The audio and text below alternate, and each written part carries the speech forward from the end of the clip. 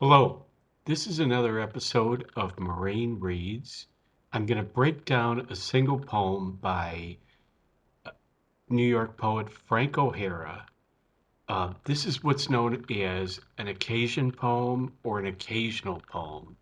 The unique thing about it has always been that it was written on the day, on the way to a reading where it was read. And I'm going to give you some background on this from, let me see, Locus Solus, the New York School of Poets.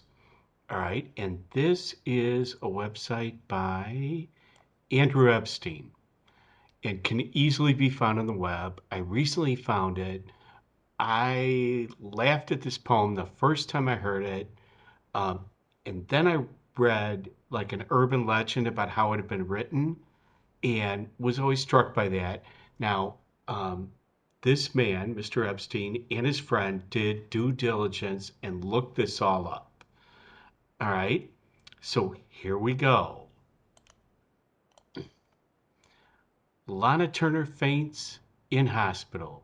A visual footnote for Frank O'Hara's poem, Lana Turner has collapsed.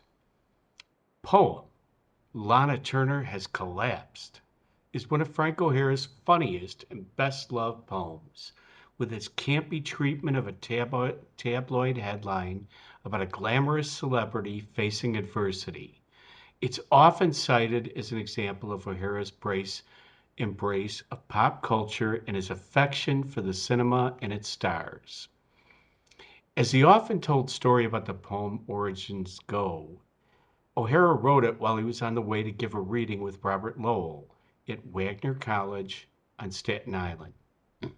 O'Hara didn't care much for Lowell's poetry, and as David Lehman tells it in The Last Avant Garde, O'Hara regarded the event as something of a grudge match. His close friend Bill Berkson remembers it as a mono/mono duel. Now I'm going to refer to Merriam-Webster to explain that term to you. We define mano a mano as in direct competition or conflict, especially between two people. The word comes from Spanish, in which it has the literal meaning of hand to hand. Mano a mano comes from bullfighting, describing a type of duel between two matadors. February 9th, 1962 was cold, snowy day in the city. On the way to the Staten Island ferry, O'Hara bought the New York Post, and on the choppy half-hour ride, he wrote an instant meditation on the tabloid revelation that Hollywood actress Lana Turner had collapsed. O'Hara read the poem that afternoon, making it clear that he had written it in transit. The audience loved it. Lowell looked put out. End of quote. When it was his turn to read, a peeved Lowell told the crowd that he was very sorry, but he hadn't written a poem on the way to the reading. Pause. Mine. Less familiar than this anecdote, however, is the actual incident O'Hara responds to in the poem. Even though I've written about it and taught the poem for many years, until now I wasn't really aware of what exactly happened to Turner on that fateful day in 1962. And it doesn't help that this incident has not left much of a digital trace on the web.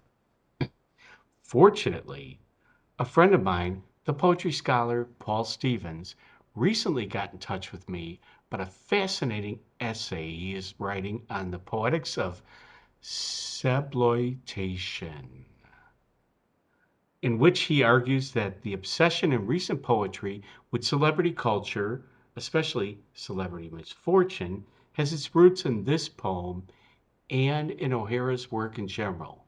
Paul did some digging and found the original New York Post piece that O'Hara saw that day on microfilm. parentheses, remember microfilm, and sent it along. Here it is as a visual footnote for the famous poem. Lana faints, semicolon, in hospital. Lana Turner is resting in Hollywood Presbyterian Hospital today after a collapse ascribed to nervous exhaustion. Miss Turner collapsed during a party in honor of her 42nd birthday at the end of a day's shooting at Paramount Studios. She had been working on a film entitled Who's Got the Action? The hospital said her condition was not considered serious. A spokesman for Miss Turner said she probably would return to work Monday. She's just exhausted, her fifth husband, Fred May, said. She's been getting only 4 or 5 hours sleep a night. She was taken to the hospital by Eddie Albert, the actor, and his wife, Margot, the actress. Also at the birthday party were actors Dean Martin, Paul Ford, and Jack Rose, and director Daniel Mann. Poem, in brackets, Lana Turner has collapsed. Lana Turner has collapsed. I was trotting along and suddenly it started raining and snowing, and you said it was hailing, but hailing hits you on the head hard, so it was really raining and snowing. And I was in such a hurry to meet you, but the traffic was actually acting like the sky, and suddenly I see a headline. Lana Turner has collapsed. There is no snow in Hollywood. There's no rain in California. I have been to lots of parties and acted perfectly disgraceful, but I have never actually collapsed. Oh, Lana Turner, we love you. Get up. Ah! Cracks me up every time. Thank you for listening. Thank you for joining. This is another episode of Moraine Reads. I'm Joe Malarkey from the library. Bye-bye.